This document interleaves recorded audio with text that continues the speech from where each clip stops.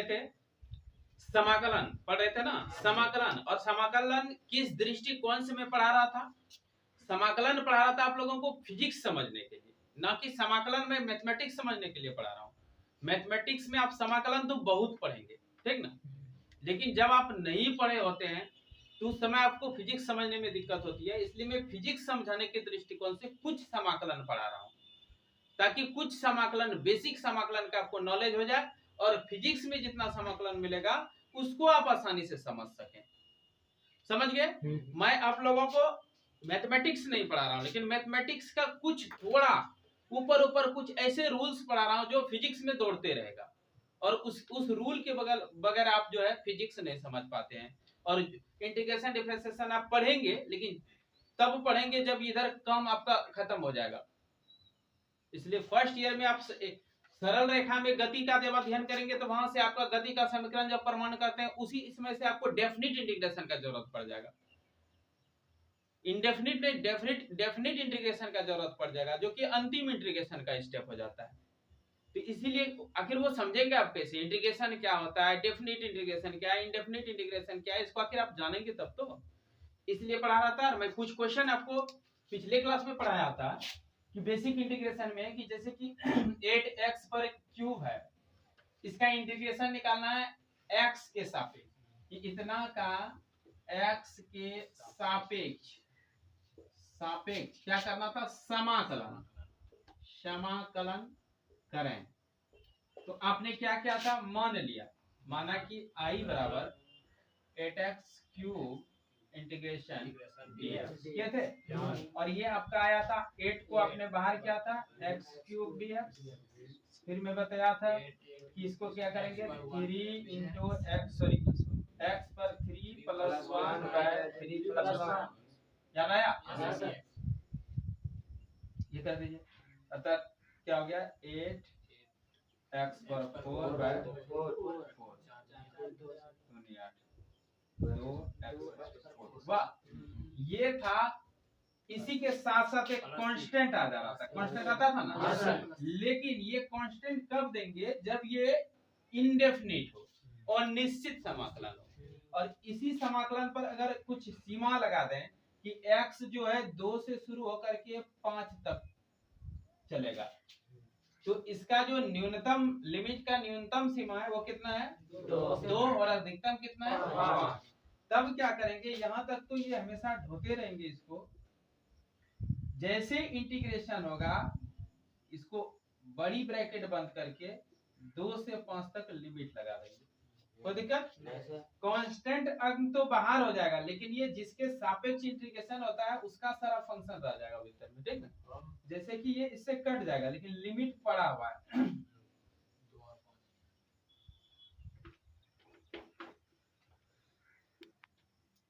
अब क्या है, यहां तक तो हम आ गए। इसके बाद क्या करेंगे, ये जो वैल्यू है 2 to 5, ये किसके लिए, ये वेरिएबल के लिए जिसके सापेक्ष हम कर रहे हैं समाकलन, x के लिए कर रहे हैं। x के सापेक्ष मतलब है ये x जो है 2 से लेकर के 5 तक का समाकलन करवाएगा, मतलब x का डबल वैल्यू आ जाएगा। क्या आ जाएगा, डबल वैल्यू आएगा। और किस टाइप का डबल वैल्यू आएगा, जैसे कि ये हम कटा दिए बाहर निकाल के, 2 तो हो गया, रह गया, अंदर में हमारा x पर 4 है और यहाँ लिमिट चढ़ा हुआ है 2 से 5। इसको कैसे तोड़ेंगे, तो ऐसे तोड़ेंगे, यहाँ 5 पहले कर दीजिए, 5 पर 4 माइनस, अब x का मान यहाँ 2 रख देंगे, 2 पर 4। समझ में आया? एक बार ये अपर लिमिट लगाते हैं, उसके बाद माइनस करके फिर लोअर लिमिट लगा देंगे इसके जगह। तोड़ने का रूल समझ गए? मैं आपको गणित नहीं समझा रहा हूँ, हल्का कुछ इसकी समस्या जो कि आपको फिजिक्स में मिलेगा वो समझा रहा हूँ, समझ गए? अरे लड़का, तुम वहां क्या दिल्ली में कर रहे रे? गजब हो यार। तो इसको क्या करेंगे, 5 को करो, 5 5 5 4 बार गुना 625, कितना हो जाएगा, 625 माइनस ये कितना हो जाएगा, 32 होगा। अब इसको घटा दो, 16 ही होगा, 16 हो जाएगा। घट के कितना बचेगा, 609, ये बच गया 609। और इसको 2 बार गुना करो, 9 3 18 1218, बस यही हो जाएगा। देखो फिक्स मान दे दिया ना, जब लिमिट चढ़ जाता है तो वो एग्जैक्ट वैल्यू पर चला जाता है, तब यहाँ कांस्टेंट लगाने की कोई जरूरत नहीं है। समझ में आया? जब यहाँ लिमिट रहेगा, इसको लिमिट इंटीग्रेशन, डेफिनेट इंटीग्रेशन कहेंगे। और लिमिट लगाने का तरीका समझे? आपको ये मिला। दूसरा क्वेश्चन मैं दे देता हूँ, ये क्वेश्चन नंबर 1 था, ठीक ना? आपने ऐसा किया। क्वेश्चन नंबर 2 तैयार करता हूँ। Question number 2, sin x dx, limit दे दिया है 0 से π/4, इसका मान निकाला। क्वेश्चन दे दिए कितना का मान, नहीं समझ रहे हो? इसका मान निकाले। तो कैसे निकालेंगे मान? इसको क्या करेंगे? तो कुछ नहीं, लिमिट को कुछ समझना ही नहीं है, लिमिट को कुछ समझना ही नहीं है, समझना लिमिट नहीं है, और आगे बढ़ जाएंगे, वही जनरल मेथड लेके आगे बढ़ जाएंगे। बात बुझे? आई बराबर, हाँ बोलते चलिए अपना, sin π/4 sin x dx। अब sin x का इंटीग्रेशन क्या होता है? cos x कैसा होता है? माइनस कैसा होता है? और जैसे इंटीग्रेशन हो गया तब ये लिमिट कहाँ जाएगा? इंटीग्रेशन हुआ तो ये इंटीग्रेशन का साइन तो खत्म हो गया, इंटीग्रेशन ऑफ dx ये साथ मिलकर के खत्म हो गया, यहाँ माइनस cos x निकल गया। लेकिन ये कहाँ चला जाएगा? इसके लिए हम ये बड़ी ब्रैकेट तैयार करेंगे और 0 से π/4 याद रखेंगे, ठीक ना? मतलब ये किसके सापेक्ष कर रहे थे? x के सापेक्ष। यहाँ जो x है ये एक बार 45 डिग्री बन जाएगा, माइनस होके एक बार 0 डिग्री। पहले दोनों में माइनस ही, तो कुल के लिए माइनस है, इस माइनस को बाहर कर दो, ऐसे रख सकते हैं। अब cos x 0 to π/4, अब लगाते हैं cos π/4 मतलब 45 डिग्री माइनस cos 0 वधिका cos 45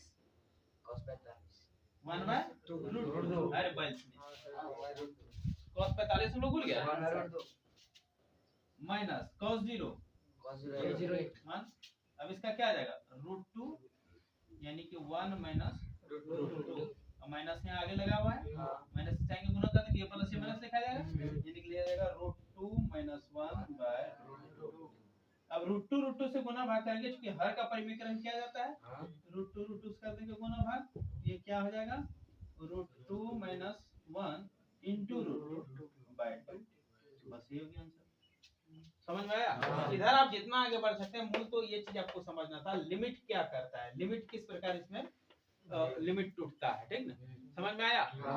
कोई दूसरा अन्य व्यंजक ले लेता हूं, कोई भी क्वेश्चन आप लीजिए। सुबह का क्वेश्चन की, चलो 1 मिनट, कल सुबह का ही नहीं क्वेश्चन अगर आप लोगों को याद है तो आप कुछ क्वेश्चन दे सकते हैं, उसमें मैं लिमिट कुछ लगा देता हूँ। हर एक क्वेश्चन में लिमिट लगा करके मैं होमवर्क भी दूंगा। पिछले क्लास का जितना मैं इंटीग्रेशन निकालने दिया था उसी पर मैं लिमिट चला दूंगा केवल। आप इंटीग्रेशन बना ही लिए होंगे, इंटीग्रेशन बना लिए होंगे, उसमें लिमिट तोड़ने खाली सिखा दिया। तो लिमिट इंटीग्रेशन ये हो गया, डेफिनेट इंटीग्रेशन हो गया, ठीक ना? फिर कैसे है? जैसे कुछ भी रहेगा हमारे पास, v² dv है, इंटीग्रेशन कर रहा है u से v, ये क्वेश्चन आपको दे दिया गया है, इसका मान निकालें, ठीक ना? तो कैसे हम बनाएंगे? i बराबर मान लिए u to v, नहीं आई मानेंगे तो दिक्कत, उससे क्या दिक्कत है? v² dv ना, तो ये क्या आ जाएगा? ये v पर 3/3 नहीं जाएगा जी, इसका इंटीग्रेशन, इसको भूल जाओ, इंटीग्रेशन करते समय लिमिट को भूल जाओ, u से v है ही नहीं, तब क्या आ जाएगा? v पर 3/3। तब ये dv के सापेक्ष इंटीग्रेशन कर दिया, ये और ये चिन्ह तो गायब हो गया क्योंकि इंटीग्रेशन कर चुके हैं, लेकिन ये लिमिट कहां चल जाएगा? इसके लिए क्या करेंगे? बड़ी ब्रैकेट u से v। अब क्या करेंगे? पहले v लगा देंगे, तो v है ये v³/3, और एक बार माइनस हो जाएगा, u लगा दो u³/3, और चाहते तो कॉमन 3 रख सकते हैं, बात एक ही है। अभी भी 1/3 कॉमन निकलेंगे, 3 बार नहीं हो जाएगा, 1/3 हो जाएगा, क्या बचेगा? v³ - समझ में आया? लिमिट तोड़ने आप समझ गए? आपको मैं बनवा सकता हूँ सामने? तो बनाओ तो क्वेश्चन बनाओ।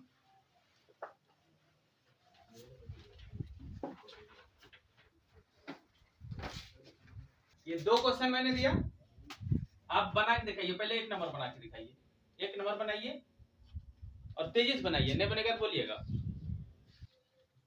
ठीक है? अब मैं बनाता हूँ, क्योंकि सब बच्चा का जातना संभव नहीं है अभी तुरंत, अभी बता रहा हूँ, आप मिलान कर लीजिएगा। देखिए सबसे पहले मैं नंबर 1 बना रहा हूं, लिख दिया let i = 0 to pi by 4 sin 2x dx। देखिए ये तो रैखिक है, रैखिक है तो घाती है, रैखिक का डायरेक्ट सूत्र होता है sin x का माइनस cos x होता है, तो इसका इंटीग्रेशन डायरेक्ट हो जाएगा, कितना हो जाएगा माइनस cos 2x, है ना, यहाँ जो भी कुछ रहेगा वो हो जाएगा, लेकिन x के सापेक्ष कर रहे हैं इसलिए x के साथ जो गुणांक है वो क्या हो जाता है बटे में चल जाता है। वाह, इसको भी भूल गए हम, इंटीग्रेशन इतना तक तो बताया हुआ है, यह तक समझ गया कि इसको भूल जाओ, ये है ही नहीं, इसका ये नहीं होगा। अब ये दिख रहा है हमको 0 से पाई बाय 4, तो पाई बाय 4 अब यहाँ लिमिट लगा देंगे 0 से पाई बाय 4। अब माइनस आपको मान निकाल दो, अरे 1/2 ये है, ये माइनस बेस को बाहर कर लो, कॉमन नहीं बाहर कर लो, ठीक ना। चलिए यहाँ क्या बचा cos 2x 0 to pi by 4, बोला यहाँ तक कोई दिक्कत नहीं। क्या किया, यहाँ 1 है ना, 1/2 माइनस के साथ बाहर कर दिया, तो भीतर में बचा इतना, क्योंकि इसमें ये वेरिएबल है ना, इसके अनुसार यहाँ लिमिट है, लिमिट के अनुसार ये वेरी करेगा, बदलते हैं अपने लिमिट लगा के।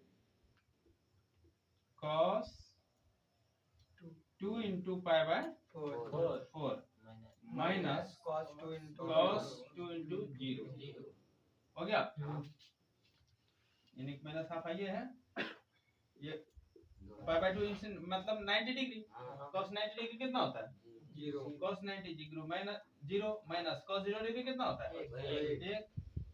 अब ये माइनस हो गया ओवरऑल, और -1 गुना हाफ कितना हो जाएगा प्लस हाफ। अक्सर ये नहीं बोल पाता है माइनस हाफ गुना -1 कितना होगा, हां सर प्लस हाफ। समझ में आया ये आंसर कैसे कैसे हुआ है। चलो बहुत बढ़िया, तो सक्सेसफुल बचा है। Number 2, let I equal to infinity to r gmm by r square dr। ये क्या चीज का फॉर्मूला बताओ तो, गुरुत्वाकर्षण बल का है, किसका है गुरुत्वाकर्षण बल का है। तो इसमें r के सापेक्ष इंटीग्रेशन करना है, तो देखो ये सब कांस्टेंट बाहर निकल जाएगा, r का ये फंक्शन नहीं है ना जी, gmm बाहर निकल गया, इंटीग्रेशन इंफिनिटी टू ये क्या है इनफिनिटी, क्या है इनफिनिटी, r स्क्वायर है 1 by r square, 1 by r रहता तो log r हो जाता, 1 बाय r अगर रहता तो उसका इंटीग्रेशन क्या हो जाता log r रहता, लेकिन r स्क्वायर है तो ऊपर करेंगे, इसको क्या करेंगे ऊपर, gmm इंफिनिटी टू r, ये हो जाएगा r पर -2 होगा, ये समझ रहा gmm। अब इसका इंटीग्रेशन नहीं होगा, r पर -2 प्लस 1, r पर -2 प्लस 1 बाय -2 प्लस 1, अर्थात नतीजा क्या होगा r पर -1 बाय -1, अर्थात -1 बाय r हो गया।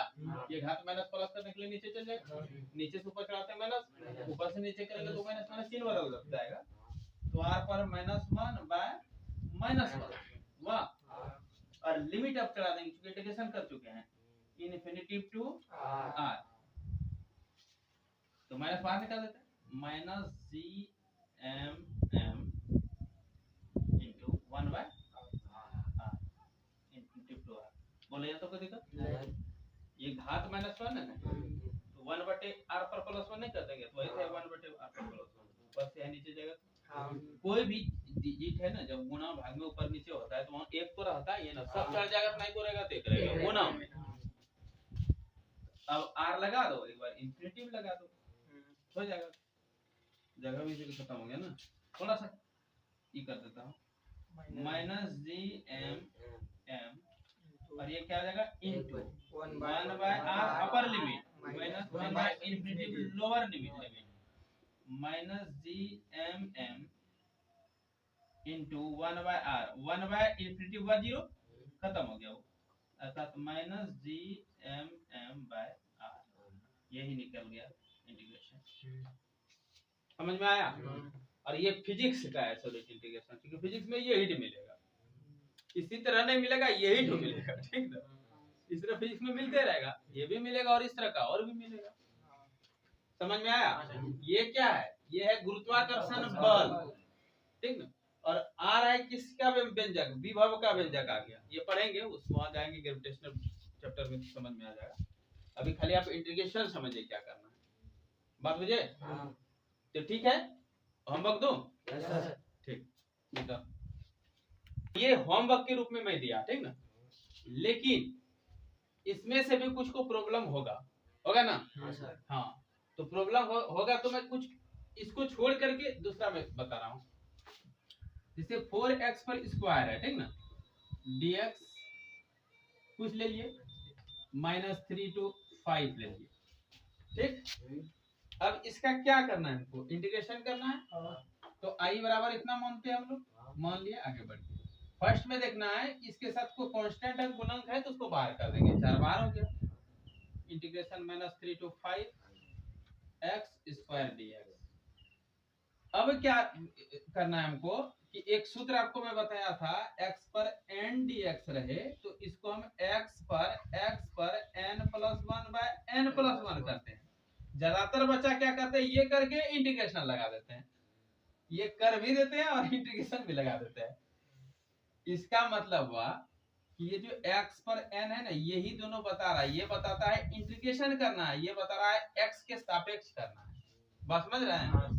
ये बता रहा है इंटीग्रेशन करना है और ये बता रहा है x के सापेक्ष करना है। तो x के सापेक्ष इंटीग्रेशन करना है, किसका, x पर n का। तो x पर n का जब इंटीग्रेशन हम कर दिए x के सापेक्ष, तो यह इंटीग्रेशन, इंटीग्रेशन करिए थे, तभी इसको लगाएंगे, फिर इंटीग्रेशन करना है क्या? बात समझे? ये तो गलती बराबर बच्चे करते रहते हैं, ये तो गलती नहीं करना है। जैसे इंटीग्रेशन सूत्र पर हम तोड़ दिए, ये चिन्ह और जिसका सापेक्ष करा उसका सापेक्ष तो कर ही दिए, फिर खत्म हो गया। समझिए? जैसे इसका करेंगे, ये क्या बता रहा है कि इंटीग्रेशन करना है, और dx क्या बता रहा है, x के सापेक्ष। तो आगे बढ़ाते हैं, 4 है तो x के सापेक्ष कर देते हैं, x पर 2 है तो 2 + 1 बाय 2 + 1, ये क्या हुआ, इंटीग्रेशन। तो इंटीग्रेशन हो गया, तो हो गया, तब फिर चिन्ह निकाल देंगे। लेकिन बात है कि उस इंटीग्रेशन में लिमिट बता रहा था, क्या बता रहा था, -3 से 5। समझ में आया? 4 ये हो जाएगा x पर 3/3 -3 to 5। अब ये चाहेंगे 3 कॉमन निकाल सकते हैं बटे का, क्योंकि यह x केवल ना वैल्यू होगा, बदलेगा केवल x, तो ये कांस्टेंट से बाहर कर सकते हैं ना, 4/3 x पर क्यूब -3 to 5। समझ में आया? फिर 4/3। अब यहाँ क्या करेंगे, x की जगह क्या रख देंगे, 5 पर 3 माइनस, उसके बाद क्या रख देंगे, -3 पर क्यूब। समझ में आया? 4/3 55 700 होगा जी। हाँ सर, -3 गुना -3 और एक माइनस सामने भी है, 4 माइनस प्लस हो जाएगा, होगा 27।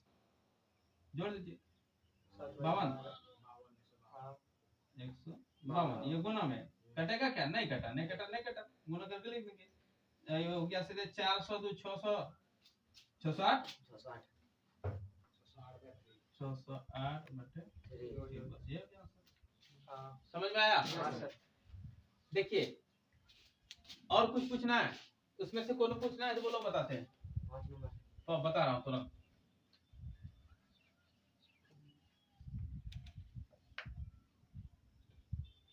देखिए, एक नंबर एक बच्चा इंडिकेट किया था, एक को भी बता रहा हूँ, i बराबर -4 to 3 3x² dx है ना। क्या करेंगे, ये कांस्टेंट है, इसको क्या करेंगे, -4 to 3। अभी हम इंटीग्रेशन नहीं किया, हम तो अरेंजमेंट कर रहे हैं, खबर हो गया। अब इसका इंटीग्रेशन के फॉर्मूला पर लगा देंगे। जैसे फॉर्मूला पर लगाएंगे तो ये dx बता रहा है x के सापेक्ष करना है, और ये साइन बता रहा है इंटीग्रेशन करना है। तो कर देते हैं किसका, x² का। x² का करेंगे x³/3 हो जाएगा। अब इंटीग्रेशन हो गया, ये क्या हो गया, इंटीग्रेशन, समाकलन हो गया। लेकिन ये लिमिट है ना, डेफिनेट इंटीग्रेशन है, लिमिट बता रहा है कहां से कहां तक, -4 से लेकर 3 तक। अब चाहेंगे 3 बाहर निकाल देंगे, क्योंकि वेरिएट करेगा x ना जी, x करेगा तो बटे 3 हमेशा रहेगा। 3 पर 3/3 घटाओ -4 पर 3/3 बटे 3 कॉमन निकलेगा, खत्म हो जाएगा। ऐसे भी 3 बाहर निकाल देते, 3 खत्म हो जाएगा ना, 3/3 इधर हो जाएगा, यहाँ हो गया x पर क्यूब -4 to 3। ये समझ रहा है? ये खत्म, अब कटा। अब इसको अंदर में करेंगे 3 का क्यूब, हाँ पहले अपर लिमिट तब लोअर लिमिट, ठीक ना। 3 पर क्यूब माइनस माइनस माइनस 4 पर क्यूब होगा। हाँ सर। माइनस तो सूत्र का हुआ, -4 यहाँ से गया -4 पर क्यूब, यानी 27 4 माइनस हो जाएगा, 3 तो तीसरी का आएगा, 1 4 प्लस 48 कितना 64 हुआ 91 हो गया।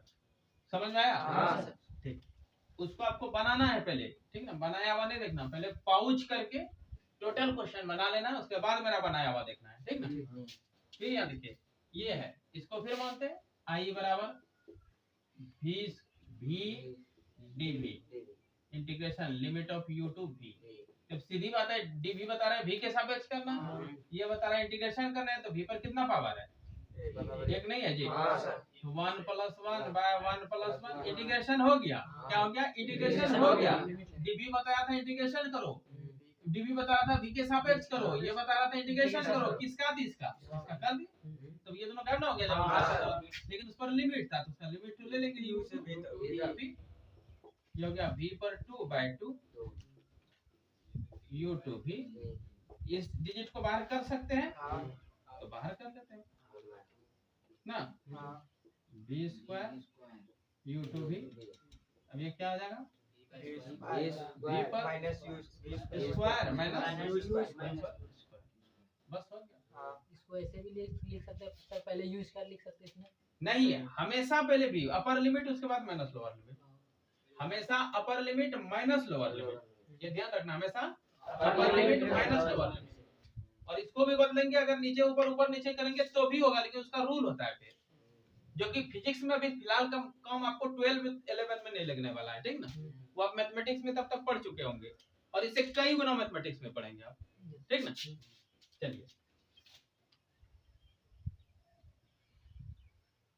आगे हमारा क्वेश्चन ये है, ds क्या करेंगे, i बराबर इतना मान लिया, ds का क्या हो जाएगा, ds का s के सापेक्ष, ds क्या बता रहा है, s के सापेक्ष कराना है, और ये क्या बता रहा है, इंटीग्रेशन करना है। तो यहाँ नहीं पूछा तो s पर कितना हुआ होगा, 0 होगा, तो नतीजा क्या हो जाएगा, s पर 0 + 1 बाय 0 + 1 और लिमिट है 0 to s, अर्थात क्या s खाली होगा, नीचे भी एक का कोई वैल्यू नहीं, घात पर भी एक का वैल्यू नहीं, अर्थात ds का इंटीग्रेशन क्या लिख देते हैं, s पहले भी बताया था, dx का x होता है इंटीग्रेशन, dx का इंटीग्रेशन क्या करना है x, और कैसे करना है कारण समझा, यहाँ x पर 0 है, मतलब 0 + 1 बाय 0 + 1 अर्थात x, समझे। तो केवल जिसके सापेक्ष करना है d के साथ वही रहेगा, और इंटीग्रेशन करना है बस उसका केवल निकल जाएगा वो शर्त हो ना, जैसे ds करना है s निकल जाएगा, dx का इंटीग्रेशन करना है x हो जाएगा, कारण समझा। कारण ये नहीं समझना कि dx का इंटीग्रेशन बाद x हो गया, ये नहीं है, यहाँ x पर 0 और 0 अपने रूल के तहत पुट करके आता है, समझ में आया। अब यहाँ क्या हो जाएगा, s इंटीग्रेशन हमने कर दिया, और इस पे लिमिट था, ये लिमिट यहाँ चढ़ा दिया, अब ये हो जाएगा s - 0 अर्थात s हो जाएगा, समझ में आया। 6 नंबर ये तो बन जाएगा, नहीं बनेगा, चलो इधर आते हैं, बारी बारी में सब बता रहा हूँ। चलो 2 नंबर क्या है, π/4 π/2 sec² x dx, आई नहीं भी मानेंगे तो कोई दिक्कत नहीं, यही बराबर निकल रहा है, तो क्या हो जाएगा sec² x dx, ये dx बता रहा है x के सापेक्ष इसका इंटीग्रेशन करना है, x के सापेक्ष करना, और ये बता रहा है इंटीग्रेशन करना है ना, तो कितना हो जाएगा sec² का 10x, इंटीग्रेशन तो खत्म हो गया, खाली लिमिट चढ़ाए, देखिए हम इंटीग्रेशन चीज दिए, जैसे सूत्र फॉलो करके जो भी इंटीग्रेशन हुआ कर दिए, इंटीग्रेशन जब हो गया तो ये चीज खत्म हो गया। ये तो बता रहा है x के सापेक्ष करना, ये बताता है इंटीग्रेशन करना, ये दोनों कुछ है नहीं, ये बताता है x के सापेक्ष करो, ये बताता है इंटीग्रेशन करो, किसका के बीच में जो फंक्शन है, समझा। अब π/4 2 π/2 यानी कि 10 π/2 - 10 π/4, 10 90 डिग्री, 10 90 डिग्री क्या जगह 10 90 पता है, माइनस 10 45 डिग्री, एक इंफिनिटी में एक घटाओ 2 घटाओ कुछ भी जोड़ो घटाओ कोई अंतर नहीं पड़ने वाला, इंफिनिटी आंसर हो गया, समझ में आया। उसके बाद क्या नंबर है, 4 नंबर 4 नंबर देखो कुछ नहीं है 4 में, ये सब कोई हिसाब है एकदम। लो limit of 0 to s a ds, ये बता रहा है s के सापेक्ष करना है, और ये बताता है इंटीग्रेशन करना है। किसका करना है? a का। ये तो s का फंक्शन ही नहीं है, सीधे a बाहर निकल जाएगा, 0 to s ds हो जाएगा ना। अब ds का क्या होगा? s हो जाएगा, लेकिन लिमिट लगा हुआ है, क्या कर देंगे? 0 to s, यानी a s minus 0 अर्थात a। समझ में आया? फिर देखो सब मैं बता रहा हूँ, ये फिजिक्स है। अब इंटीग्रेशन को मैं ले गया हूँ धीरे धीरे फिजिक्स की इंटीग्रेशन में, ठीक है? हाँ, यह क्या है? 0 to t u dt। फिर ये बता रहा है t के सापेक्ष इंटीग्रेशन करना, t के सापेक्ष करना है, और ये बताता है इंटीग्रेशन करना है। ठीक है, ये क्या बता रहा है? t के सापेक्ष करना है, ये क्या बता रहा है? इंटीग्रेशन करना है। तो सीधी बात है किसका? u का। u तो कांस्टेंट है बाहर, इसके लिए मतलब t का फंक्शन नहीं है, तो इसको बाहर कर दो। 0 to t dt का क्या होगा? अभी बाहर हमने किया था, यहाँ इंटीग्रेशन नहीं किया हूँ, अब इंटीग्रेशन कर रहा हूँ। dt का क्या हो जाएगा? t 0 to t t minus 0, अब होगा u। समझ में आया? ये सब समझ में आया ना? चलो आगे क्या नंबर है? 7 नंबर। 7 नंबर क्या है? ये अरे भाई ये इतना भी बताए रे, इसमें और इसमें क्या अंतर है? चलो चलो नहीं समझा तो बता ही दूंगा, जितना बार पूछ सकते हो। ये है, अब देखो ये क्या बता रहा है? ये क्या बताता है? और ये तो कुछ नहीं है, तो t के सापेक्ष में t का फंक्शन है यहाँ, ये बाहर निकल जाएगा ना, और t का क्या हो जाएगा? t square by 2 होगा। लिमिट क्या लगा देंगे? 0 to t, यहाँ क्या आ जाएगा? t पर स्क्वायर बाय 2 माइनस 0 पर स्क्वायर बाय 2, ये तो 0 ही हो गया, खत्म हो गया, अर्थात हाफ a t स्क्वायर ना हुआ। ये मिलके यहाँ पे a t स्क्वायर तो मीनिंग है मेरा, a t स्क्वायर बाय 2 यानी हाफ a t स्क्वायर। जरा सा एक इधर उधर कर दे, यहाँ एक गुना एक इधर कर दे, हाँ करके देखने लगता है यार, अजीब बुद्धि है भैया। चलो आगे बढ़े, हो जाएगा सर। अभी नहीं होगा तुम, नहीं होगा, बहुत जीनियस है तुम लोग। 0 to t इतना बताइए, दीदी बताने हमको लाज लगता है, इसको भी बता देते हैं। ये हुआ, ये बाहर निकल जाएगा, dt का क्या हो जाएगा? t होगा, 0 to t हुआ, t minus होगा, और dv का क्या आ जाएगा? कुछ dv बता रहा है, इंटीग्रेशन नहीं, कुछ d पर 0 खाली हो जाएगा ना, जाएगा लिमिट लगा देंगे u to v यानी v minus u हो जाएगा। समझा? चलो ये होमवर्क रहा, इसको बनाना, ठीक ना? हाँ चलो इस प्रकार हमने 2 क्लास इंटीग्रेशन का लिया। कितना क्लास लिया? 2 क्लास लिया, और वो इंटीग्रेशन क्या मैं आपका मैथमेटिक्स बनाने के लिए नहीं बताया आपको मैं फिजिक्स समझने के लिए बताया, ठीक ना? मैथमेटिक्स बताने के लिए बहुत इंटीग्रेशन का रूल होता है, फिर अभी बहुत सारा चीज रूल आता है, ठीक ना? अभी तो आपको डबल ट्रिपल फंक्शन मिला करके exponential function, trigonometrical function, algebraic function सब जब आपस में मिल जाएगा, मिक्सिंग रहेगा, उसका इंटीग्रेशन डिफरेंशिएशन कैसे करेंगे वो सब तो कुछ बातें भी नहीं किए, ठीक ना? क्योंकि वो सब मैथ का चीज है, उसका आपको यहाँ जरूरत नहीं पड़ेगा, अगर पड़ जाएगा तो मैं फिर बता दूंगा, ठीक ना? आपको 2 क्लास मैंने इंटीग्रेशन मैथमेटिकल कंसेप्ट मैंने दिया, 2 क्लास को निश्चित रूप से देखना है, दोनों क्लास के वीडियो को निश्चित रूप से देखना है, और जो होमवर्क दे रहा हूँ इसको निश्चित बनाना है, ठीक ना? एक बार में नहीं समझ में आए तो 2 बार बनाओ, 2 बार देखो, ठीक? और इसके बाद अब हम लोग अगला क्लास करेंगे, फिर सरल रेखा में गति चैप्टर करेंगे, तब तक के लिए ठीक है।